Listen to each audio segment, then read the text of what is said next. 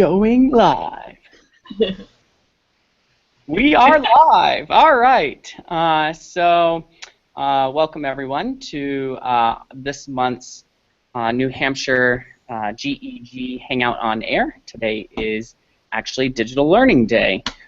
So what better way than to actually do this? My name is Craig Scheel, and I am one of the New Hampshire GEG leaders, tech integrator at a school in Bedford, New Hampshire.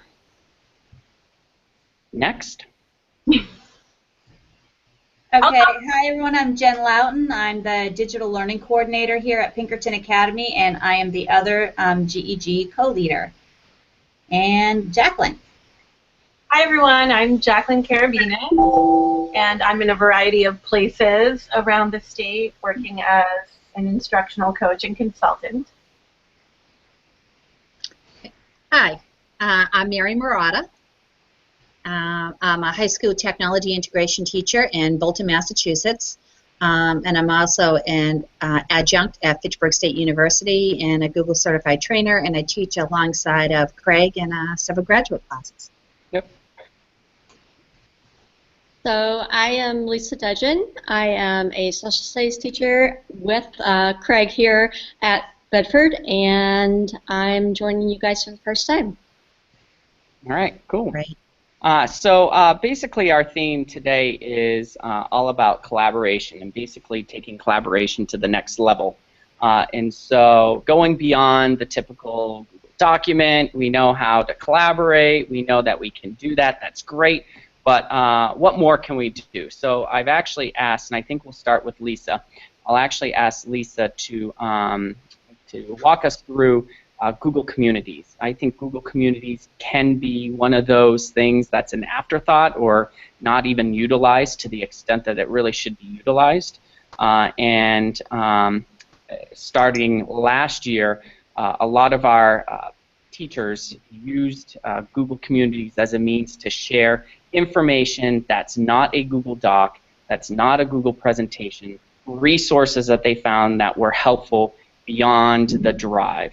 And so I'm going to have Lisa demonstrate a couple examples, one or two examples, and quickly showing people how easy it is to actually create a Google community. So Lisa, if you want to go ahead and take it away and share your screen. Yeah. And this is Lisa's first time doing this, so kudos to Lisa for joining us. Very excited. So I am going to just go into just plain old Google, and I am going to go up here to my waffle and select Google+. Can you all see everything? Do you see my screen? Yes, I see your screen. Okay, just making sure. And once I'm in Google+, I am going to go over here to communities, and you'll see that I have 5 different communities here. So I use communities in a lot of different ways. I've got my own personal community that's just me, things I find on the internet that I want to save. EHS Economics, I taught that last year, and it was a good way for the teachers I was teaching last year with, as well as the people who are teaching this year. So it kind of carried on and sharing of information. EHS Psychology is a good example of a way to use community. This only has a few members, but we do not have a PLC for psychology teachers as an elective. This is an opportunity. You'll see I've posted some things, and some of the other teachers have posted some links in one of many categories. So if you're over here on the left side, we've got biology in the brain, current events, conditioning, etc. And it's a good place when you don't have a PLC. You can't really have a lot of time to collaborate. It's a good spot to kind of put things that we can share and benefit from. I'm going to go back out and show you also. This is the Google community we have for our PLC. And there are 3 teams of 2 teachers, so 3 team teaching, roots, honors sections are not sections, 5 sections, 3 teams, and we meet every other day in PLC, but we still found that Google Communities was a good source for us because, I mean, we share everything in Drive. You know, we'll forward links along, but, you know, those things get lost in the shuffle. So what we've done in this is we've divided it down to our units. So we have Unit 1, Ancient Greece and Ancient Rome. And whenever one of us finds something that might be useful later on, you see that we post it in this kind of repository. And then we, like I said, we have one for every unit. We've got a unit just on research, which we haven't posted anything in, so let's not look at that one. But, you know, we're right in the middle of our Unit 3, Reformation, Scientific Revolution, and Enlightenment unit. But you'll see 6 weeks ago I posted something about the Battle of New Orleans, which is in our last unit. So, you know, when you come across things, you don't want to lose them. It's been a really good resource for sharing amongst our PLC. Can I jump in real quick? Okay. What I think is really great is the fact that, you know, teachers were saying, who sent that email? Who had that link? Where was that? When did you send that? I sent that a year ago. Oh, that was 2 months ago. Like, no matter when, no matter who's found it, you guys have a means by which you all go to one place and you all share that information. And I think it's really cool. Yeah. So trying to get back out, it keeps pushing me back into this Roots Honors. That's okay. Give me 1 second here. Actually, I'm just going to go to Google+. Back to communities. All right. Another way that I've used communities, which I thought was very helpful, I went to the AP Institute this past summer for AP Comparative Government. So while I was there for that week, I made a Google community for the people who were in my AP course. So this is, again, a repository. You'll see, you know, people posting about different aspects of AP Comparative Government Studies, 6 different countries. So I've got a folder over here for each of the countries where when we find resources, we can put those in there as well. So what I want to do, I want to go back out to create a community. So if you've never created a community, it's pretty simple. You're in Google+, you go to communities, and this is what you would get. You would get create a community. So if I click on this, I'm going to name this community NHGEG test.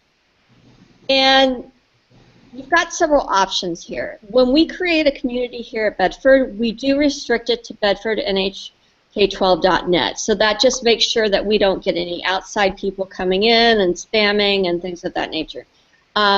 Since we're going to test this amongst this small group, I'm going to leave that off. I'm not going to restrict it. And then you can have it public, you can have it private. We usually have it private here at BHS. And then people will need to ask to join your community. Usually, you know, we have some kind of filter on for that as well. So I'm going to just go ahead and create this community. I'm going to click Done.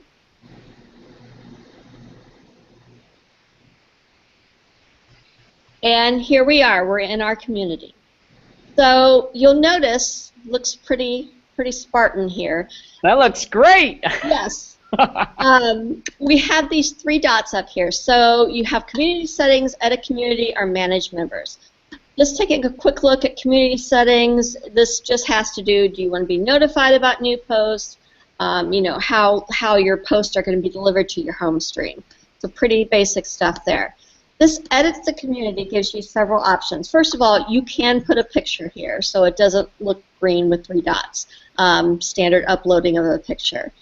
You can have a little tagline kind of describing what the community is. So, you know, I could type, this is a test community 21716.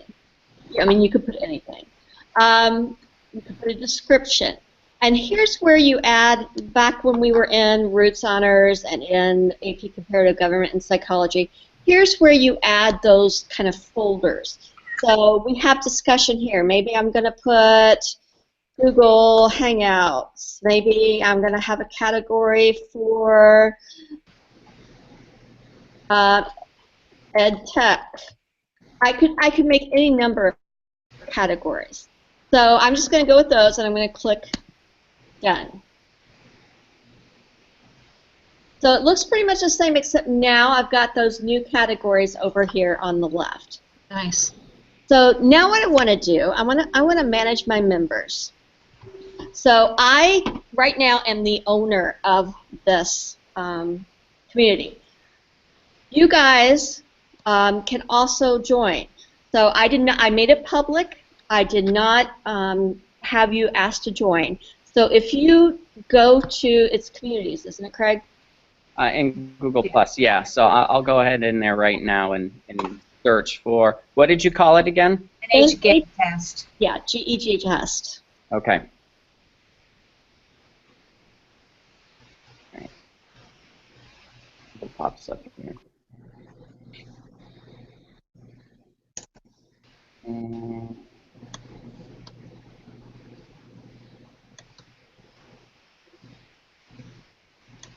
All right. Found it. Okay.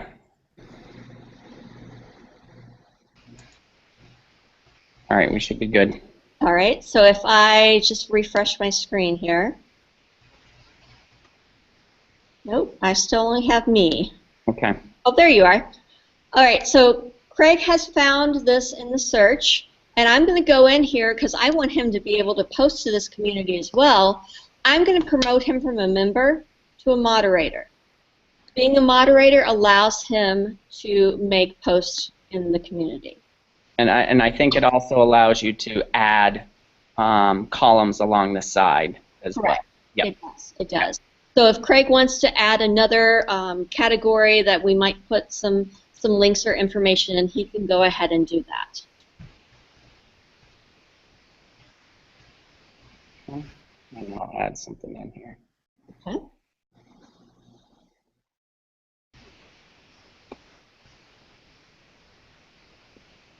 All right. Well, I think there should be something there now. All right. I will refresh. Oh, I'll have 5 members, though. That's awesome.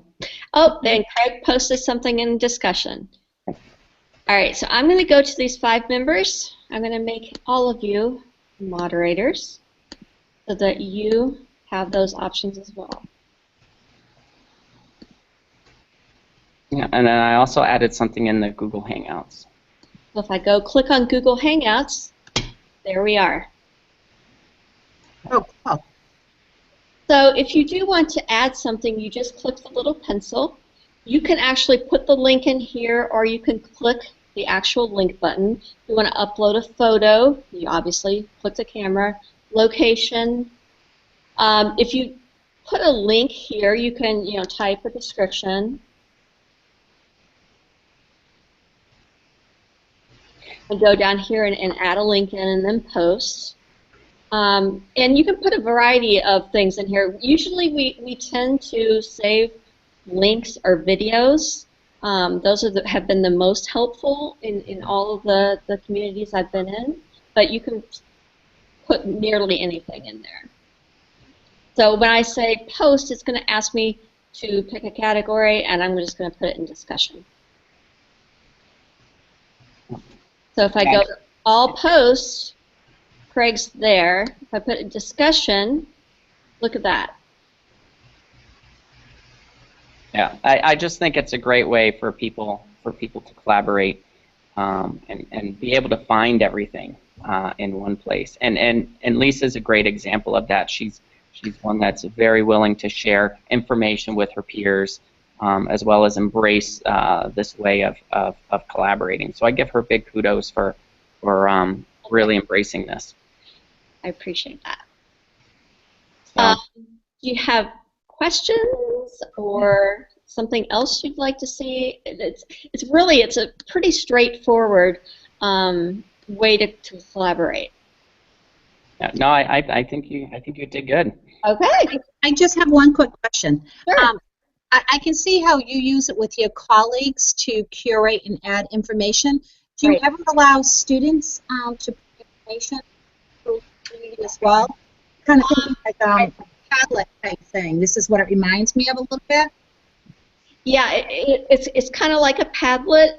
We have not done it with students yet. Do I foresee that in the future? Possibly. I think it would be a great way that they could share information, just like we do among our colleagues. Yeah. We use it with our student help desk students. Our student help desk, that's how they post all their resources. So we have a student help desk ed tech Google community. Hey, you can follow it. So it's a Google community that we have. We use it for the students to post when they're create a resource, or if they are at an event, if they're like helping out with a particular event. Right, and I have one as a social media manager, so it teaches them how to be working with social media in a way that as a manager. So it's Right. a lot of great social media there. Very cool. Cool. All right. Nice. So much for sharing. This is great, because I can think of when I was in the classroom, and at times we would say, okay, well, this is in the drive, and this is somewhere else, and this is here, and here. It just kind of pulls everything together in one place. Perfect. Mm-hmm. All right. Well, thank you, Lisa. Appreciate it. No problem. So I think Mary's going to be next, and Mary's going to chat about Google Keep. And I know that Jen has showcased her appreciation for Google Keep in the past, but it is one thing that I do think people tend to forget about or not utilize again in terms of being able to collaborate with one another. So I've asked Mary, who's been using this a lot very recently, to actually showcase this. So Mary, you're up. Thank you. And can you see my screen? Yes. Awesome. So a few months back, I think it was actually at the Krista McAuliffe Technology Conference, I did a Google Demo Slam with Nicole Tomasali, and we each showed a few different products, and I happened to have stumbled across Google Keep in the fall, and I really liked it. And the way that I started using it, I was in a meeting one day, and someone had set up an agenda, and the agenda was up on the board, but in my department, I have like 3 different categories of people that I work with. So I started taking a note for each department. So if you can see right here, I have take a note. You can simply go to Google Keep by typing in keep.google.com. And then when you get in, you have the ability to say that you want to take a note. So it's just like a sticky. And I can say New Hampshire GEG demo. And I can type in my notes what I want to talk about here. Test, demo, I'll get really creative here. But what I then have the ability to do, if I do this ahead of time, I can set a reminder so that later today at 8 p.m. that I'm going to have a reminder go off regarding this. Some of the other things that I can do, I struggle here with my screen. That's one thing I have not done is set reminders. So it's kind of nice. You can set a reminder, and sometimes I just do it right before I go in and meet with the teacher, because maybe we'll plan something and I start an email, I get distracted, I get busy. I can put a note and some of the links and things that I want to share with her, and then I have it pop up on my phone. So I didn't talk about it just yet, but I tend to like Google Keep, the mobile app, better than using this through a web browser, depending upon where I am. So I thought I would just show you, you can simply just, type in notes. One of the other things that you can do, you can come over here and you can say you want to type a new list. So this is, set up projector. So if I'm going to do a class,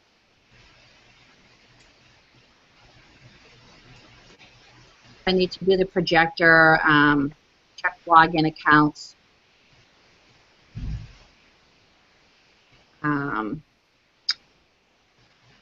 Slide deck test. So I can have a list of things that I'm going to do, and then as I work on them, I can simply put a check once I've done it, and it'll like cross off a list. When I showed this, a lot of people had great ideas. They were saying, sometimes I think it's important that you embrace technology in your personal life in order to apply it in your job. So I had a lot of people talk about how they use this for grocery lists with their families. They would set up a list and then they'd share it with members of their family. So, you know, setting up the list was a cute thing that you could do, but now that I've made this list, if this were a demo that Craig and I were doing, I then have the ability to come down here and say I want to share it. And this is the part I liked, is I click share.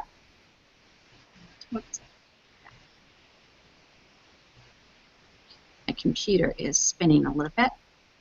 Okay, so if I click share and I type in Craig's name, and I click save, and I think with each of you before the demo started, I shared a sticky with you, so you would have gotten an email. And it's going to come up, like this one right now says it was shared with Craig.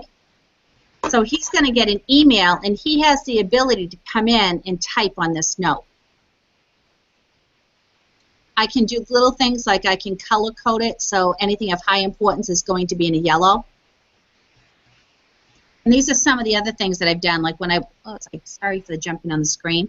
As I've worked with Craig, I think we did the Digital Day of Learning with Medfield, and we used their logo. We had a planning list. So these are different notes that I can have, but what I can also do is put a label on each note. So when I put a label on each note, instead of it being very overwhelming, you see all your notes at one time, that what you can do is you can come in and you can click on it, and this little item right here, you can say add a label. So when I say add a label, earlier today I typed in GEG, Google Apps for Education, or I could simply give it my own name. So that way when I do that and I set it, you're going to see this little note right here. Can everybody see that? Mm-hmm. Okay. So what's nice about that, when I come back into my document and I want to view just the GEG, I can sort this way, and then hopefully anything that I've labeled with the GEG tag shows up. Does that make sense? Yeah, Mary, how did you initially create? I noticed you already pre-created that tab. Where do you go to do that? Oh, to create that sticky or the label? The label. Okay, so I'm just going to do a test view, and I'll do another note. And right here, see the little 3 little dots where it says more? This is where I can say that I can change the labels. Okay. Or enter label name at the top. Oh, I didn't see that. And I'm going to call that one just Craig. Okay. So now I've put your name in. And what you can do is you can also have more than one. So I can say, yep, this has to do with GEG and Craig. So I can check both. And now, as you can see, I have different labels here. One of the other things that I can do, I have the ability to add an image. So I think I had put something, I'm just going to jump to my desktop and grab something. And this is where I got like a Digital Day of Learning logo. And I can add that onto the page. So that's how I made, like one is in a list, one is just like a reminder. Some of the other things, I think I told you that I could color code it, I could set a reminder, I could add a person. But what I really like, have any of you used Google Keep on a mobile device? Yes. Yes. Okay. I have not. Okay, I actually used Keep originally on mobile before I went to even use it on a computer. I used it on my iPhone. Like when I present, I actually have Google Keep on my phone and keeping me on track of what I'm working on. that's an excellent way to use it. As a matter of fact, I was watching somebody else talking about Google Keep, and they said they basically keep their agenda and walk around the classroom, especially for pacing. So what I'm going to try to do is to come back and stop sharing the screen. Or Craig can, okay, I'm going to say stop sharing.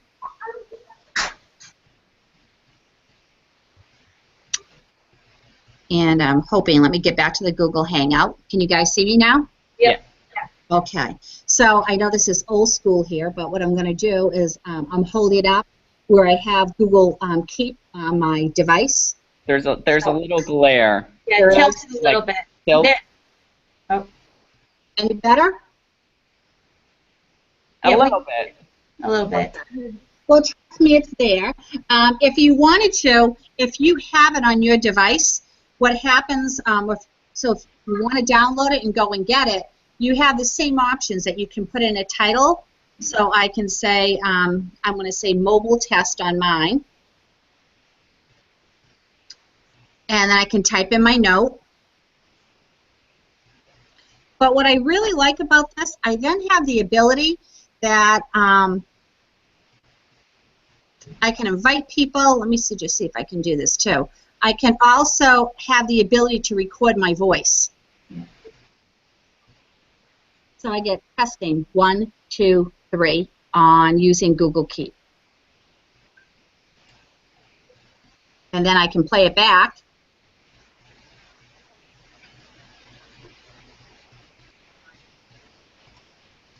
Oh.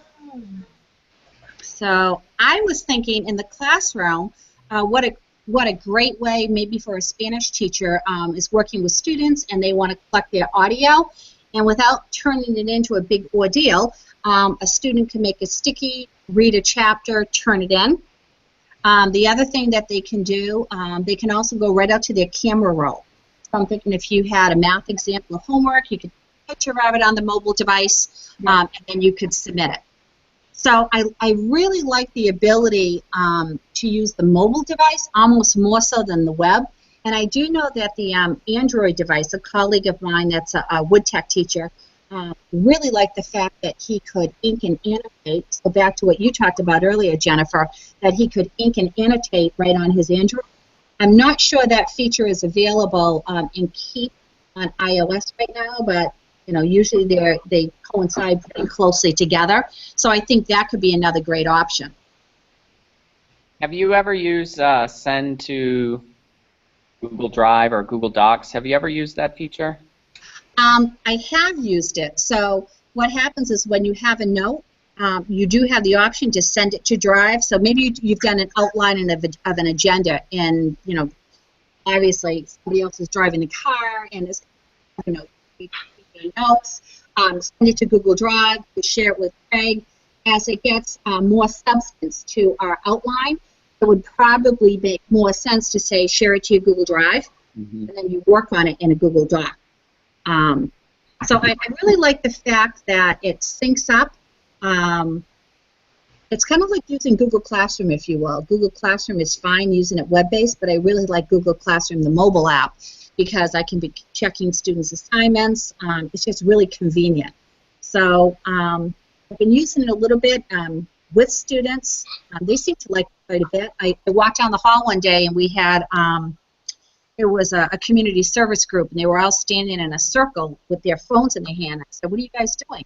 And they said, oh, we're texting each other some notes. And I said, oh, how about if we try Google Keep? You should have seen their faces.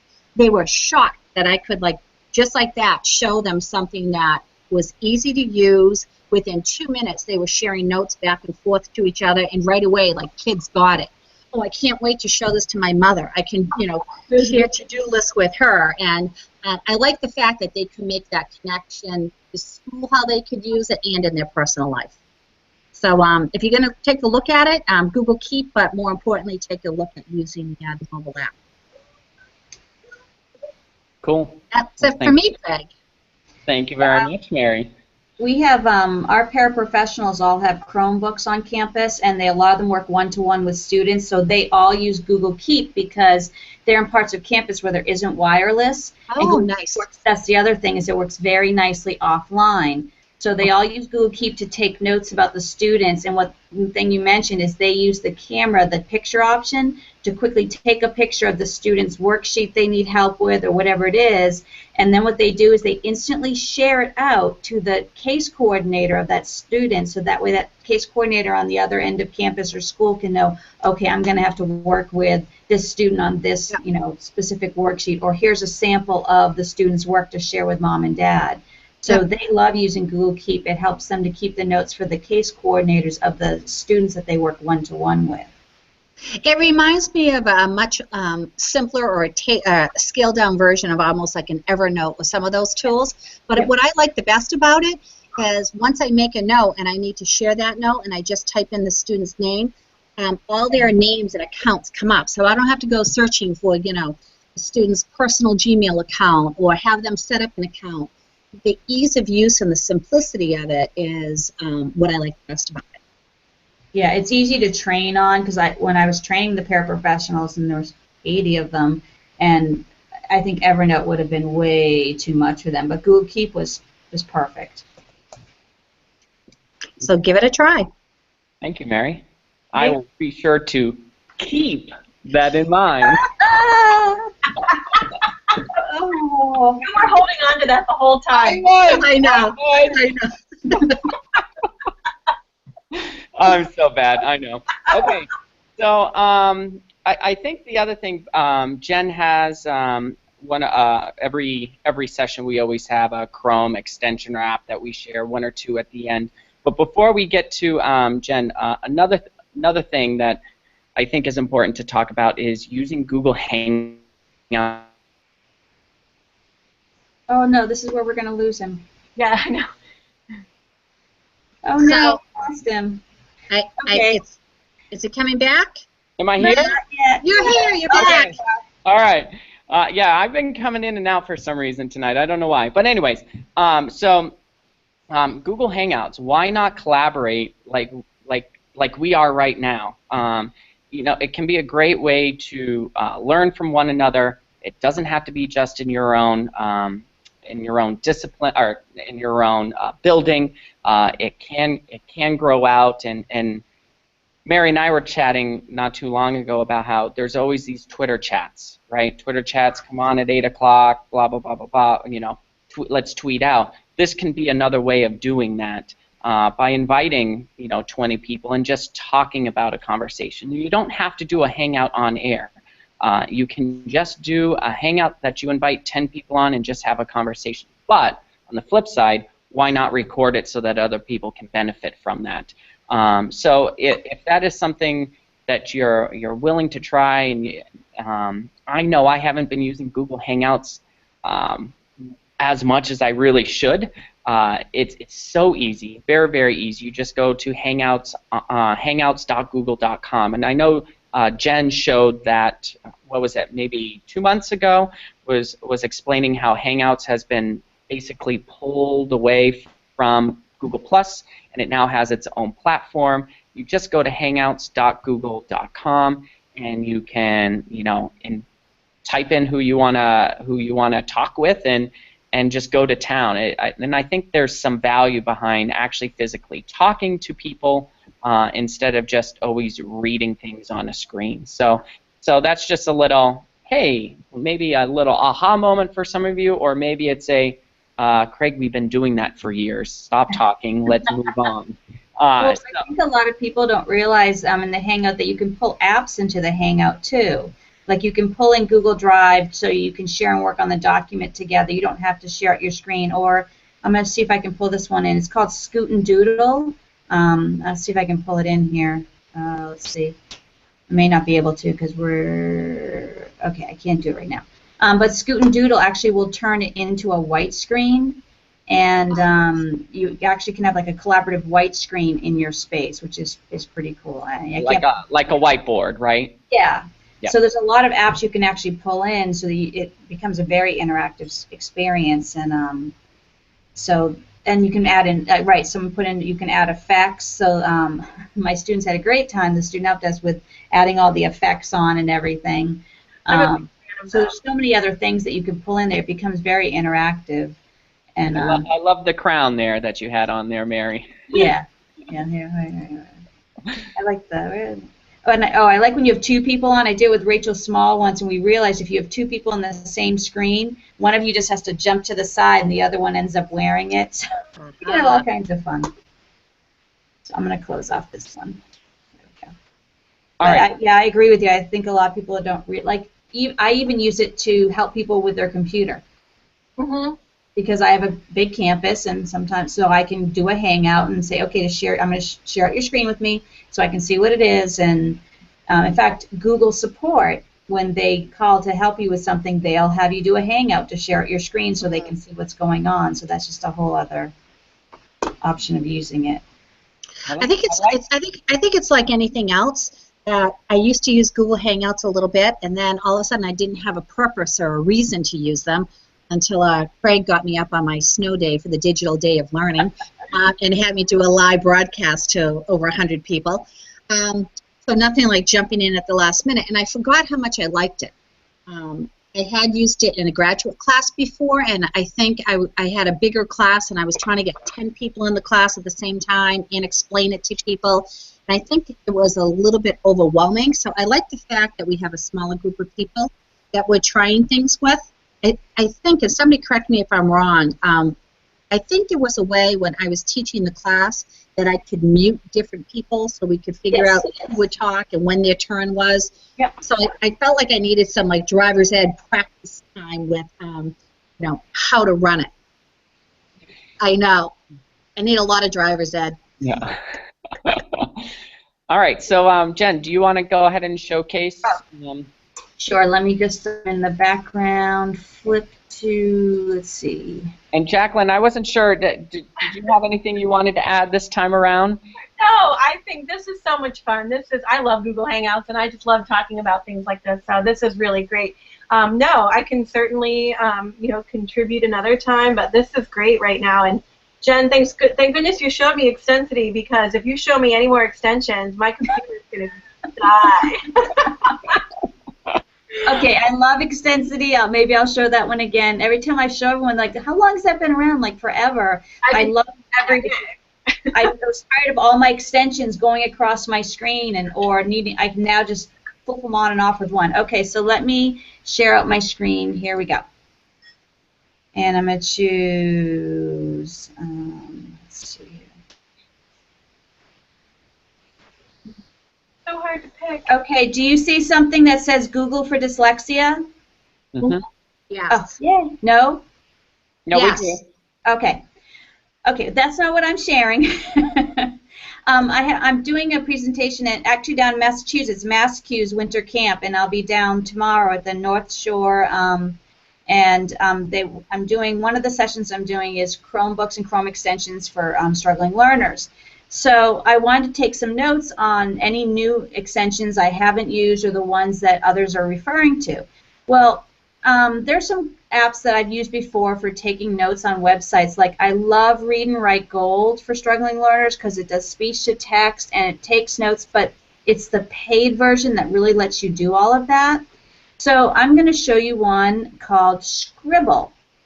So Scribble, there's an app version and there's an extension. I'm going to show you the extension, and there's actually a student version that also kind of does what Noodle does, where it does citations, but I'm just going to show you the basic Scribble extension. Okay, so here it is right here, and when you have it, the first thing I do is I right-click and go to Options, because you can set it to always load the Scribble toolbar on each web page whenever you're on. So I'm going to close that out. And the Scribble toolbar, whenever I go to a web page, this is it. You can put it anywhere you want. You can close it to get out of your way and so forth. So that's the Scribble toolbar.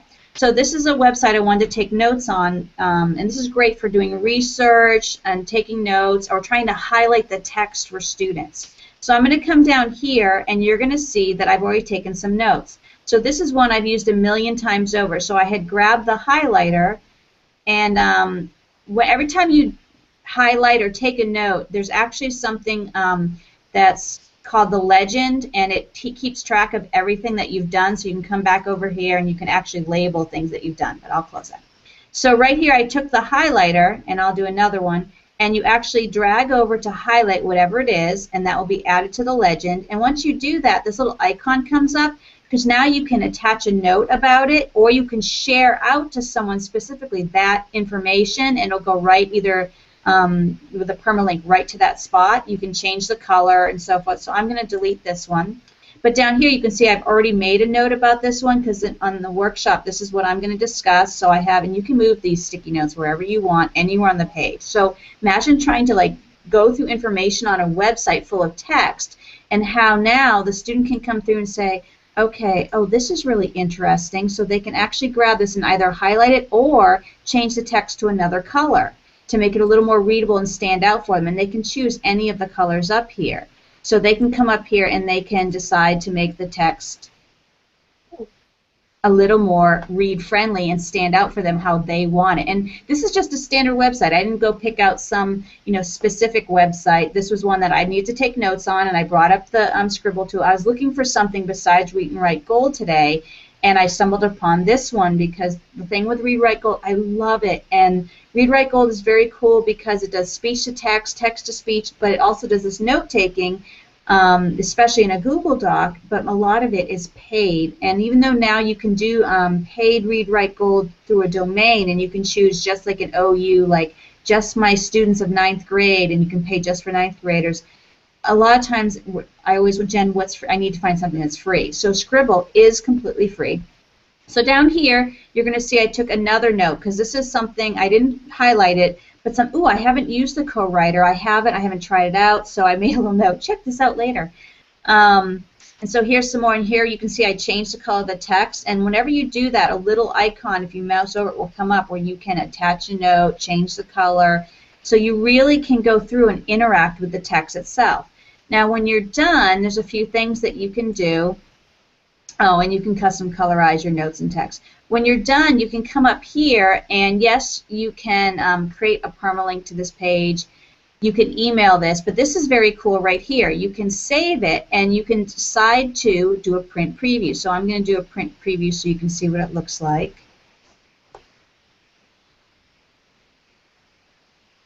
When I do print previews, it's not for printing. I do them for saving as a PDF and then putting in my Google Drive. So here you can see this is the website. It'll put the notes up near the top. So here's the notes that I took. And then you scroll down, and here's all my highlights. And they're still, even though it's done a print preview, they're still interactive, even in this print preview. Over here, this is the annotation legend of all the annotations that I did. And you can see some of them, I actually came over here and labeled them to remind myself why I highlighted that. So you can do your notes either here in the annotation legend or in the actual little sticky notes if you want. I like the annotation legend as well because you notice how in the print preview it puts them up there at the top, but the annotation legend I'm able to pull anywhere. So I put the notes sometimes in just however it works best for me.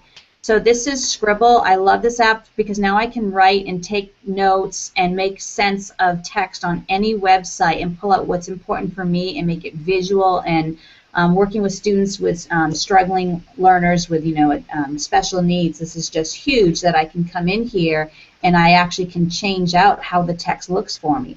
I mean, I love the dyslexia extension, but that doesn't always seem to work, and some of them colors just do not work with certain students. So this one I can pull in whatever color I want. Now when I come back to the website, this is so cool. Do you see that it says, hey, you've already been to this page. Would you like to see your previous annotations to see what you did last time you were here? You can hit load. So right now there's nothing. I'm going to hit load and give it a second. And there we are. And there's my annotations. It remembers. Now, the first time you go to use it, you can use it without making an account, but if you go to save, it'll ask for the account. What's very cool is it brings up the G for click one of these to automatically create your account. So I just click the G for Google, so the school Google account or your personal Google account becomes your, and it's free, and that way it has a place to email automatically because you can email things out or save. So I can also hit save. There's also creates a library for you. So you click open your library. Jen, do you have to have an account in order to have things saved when you go back to a website? You know? I remember the first time. I'm not sure. Anyways, this is my library. But the account is free, and if you're a Google school, all they have to do is hit the letter G. If you put I'm a student, it really doesn't ask them almost anything. But I put I was a teacher, so it says what school.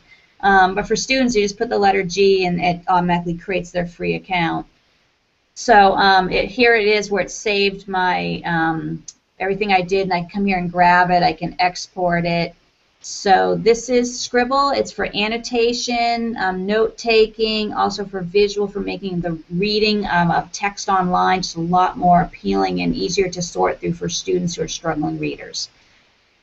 And I literally just ran into this one today because I was trying to not use Read and Write Gold, because Read and Write Gold, I love it, but also sometimes if the internet's not super strong, it will freeze up and disappear on me.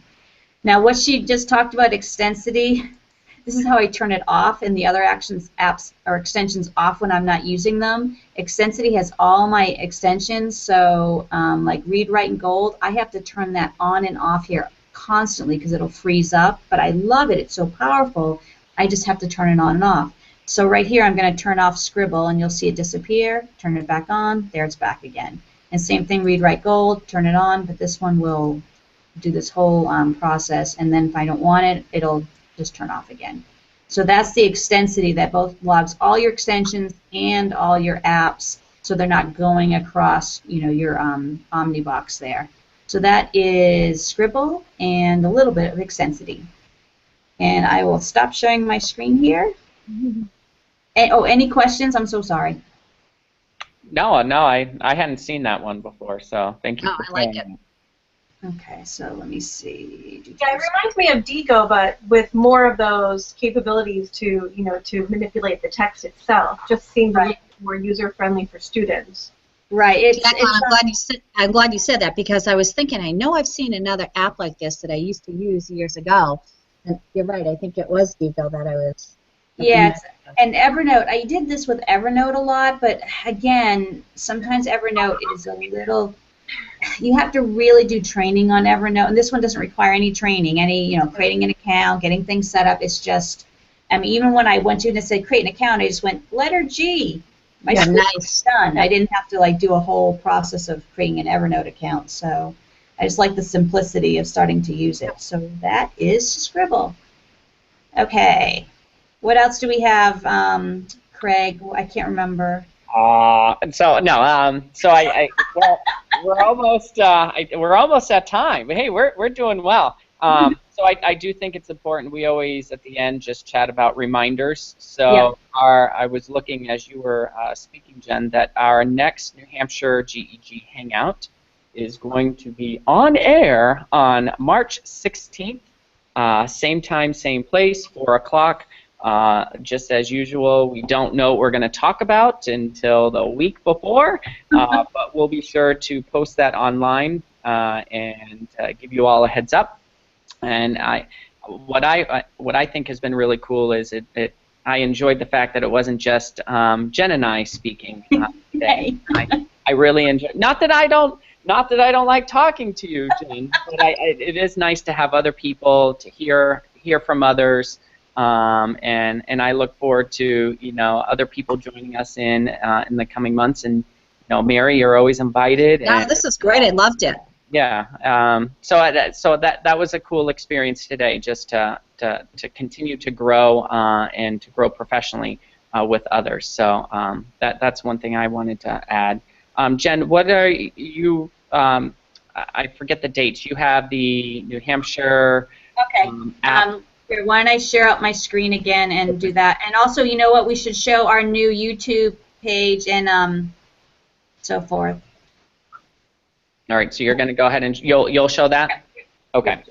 I'm getting there. It's coming. No worries. My poor computer's like, enough. I saw all your tabs. Yeah, I'm working on a lot of tabs. As usual, I'm working on, you know, 2 million. I actually have 2 monitors, so I have more tabs than that going. It's okay. I have 2 computers going that each have like 3 accounts open on each, so it's all good. See if I can get something to close here. Maybe this will open up.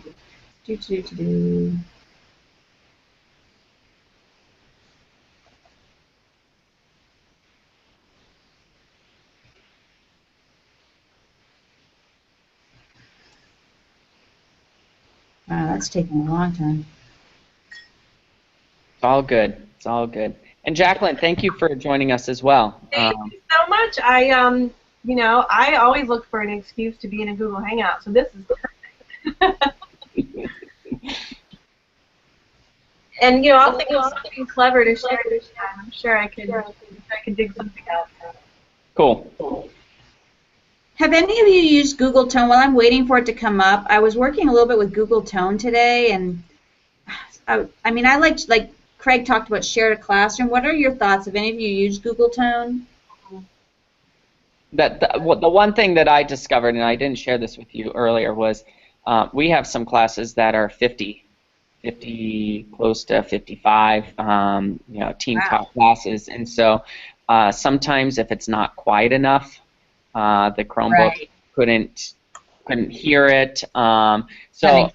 So a lot of our teachers have been using the Share to Classroom extension instead of the Google Tone. But like Google Tone came out before, Share to Classroom, and so I thought, whoa, this is pretty powerful. This is cool.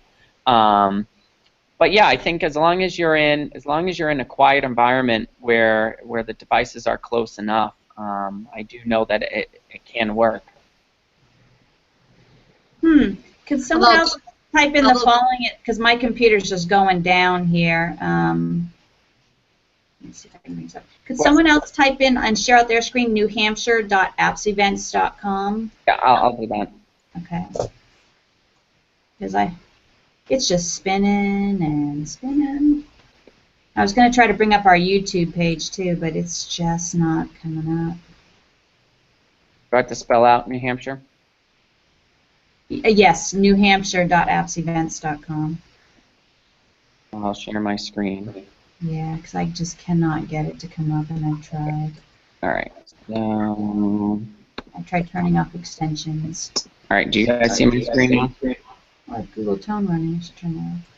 Can you guys see my screen? I see it. All right. So this is Jen. Do you want to talk about it while I have it open? Let's see if I can get. Okay, here we go. So this is the Google New Hampshire Summit. We actually have 2 events coming up. This one's later. This one's in July. So this is the New Hampshire Google Summit, back second year at Pinkerton. And the big things I want to let people know about this year we have not only our certification camp with Alice and Malika, but we have a pre-summit beginners course. So a lot of those who are newer to Google Apps and going to the summit, sometimes a little overwhelming. The beginners course is all day for what are Google Apps? What do you mean by that? What is a Google? All of that sort of thing that I get quite often, that when they come to a summit, it's way too overwhelming. So it's an entire day of just working beginner, just meeting Google Apps and what they are. And then after that, separate is the 2-day summit. And there's a summit networking party, and there's also the certification programs as well for Google educators. And we usually, during the summit, also have the Google admin certification running as well. So there's Allison. So that will be July 20th through the 21st.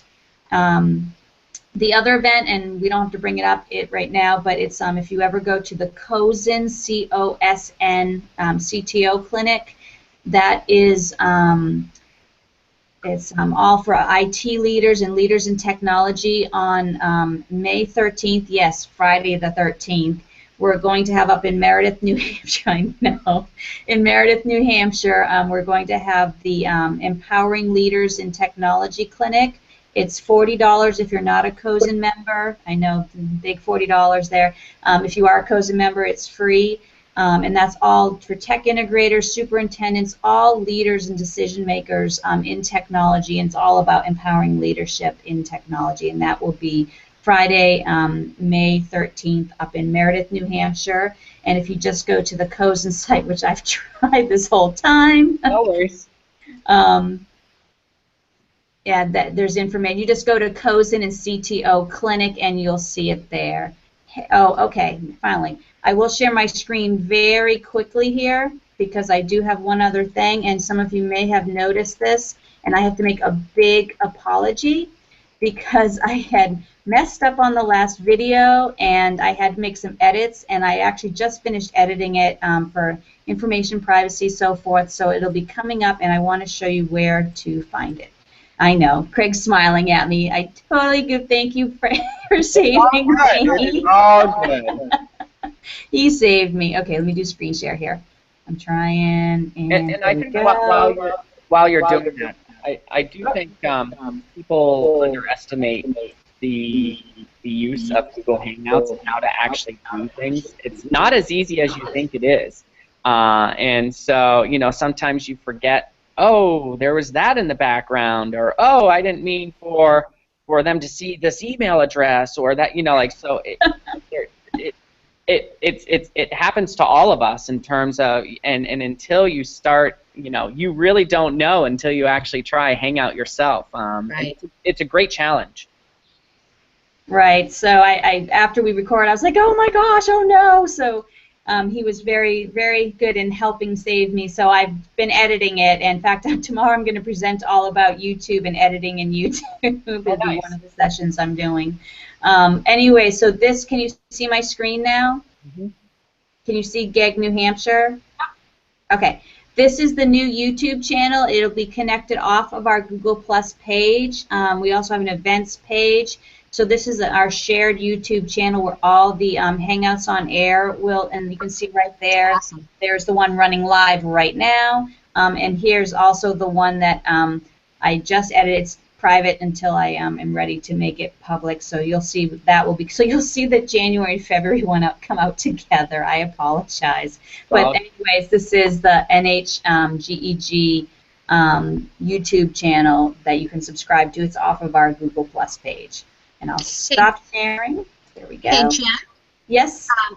I was using the Google Editor last week with a group of students, maybe about a week and a half ago, and I was surprised that the webcam feature is now gone. The what? The webcam feature. So you know how you could just turn your webcam on when you're in the Right. editor? They did away with that. It's gone. They did away with it in the middle of January. So normally what I would have kids do is I might have had them use something from like Creative Commons video and then do like a mashup with pictures, introduce their project using the webcam, and do a closeout with the webcam. So as I stood in front of a class the other day struggling to find the webcam, a student Googled it while I was looking for it, and it's gone. So I had to improvise and use Screencastify. Yes. But I was really disappointed that that webcam feature, especially using Chromebooks, Right. Yeah, is well, it gone. probably had to do with January 1st. We had some of the privacy laws that went into effect, and we have a lot of things with recording up here in New Hampshire, recording laws, and we actually had to. The comment they made was people weren't using it enough. Oh, that I don't know about. So, yeah, I'm hoping that maybe we can kick up some fuss here and get it back, because I really liked having that available in the YouTube editor. Right, there's a lot of people that, maybe that's something we can show next time, is maybe we'll do like explain everything on the Chromebooks and YouTube editor, because I think a lot of people don't realize the editing that you can do within YouTube itself, like blurring things out, and so, just a lot of recognition on, and you can do it without changing the link of your current video, or you can create a new one in the Creator Studio, right, in the video editor. So maybe that's what we can do next time. Cool. Okay, did I stop sharing my screen? Okay, I did. Yeah, you did. All right, so I see it's 5:03. So I say we're good. I want to thank everyone for joining. Thank you, our special guests, Mary, Jacqueline, and Lisa, who joined us at the very beginning. And Jen, as always, thank you.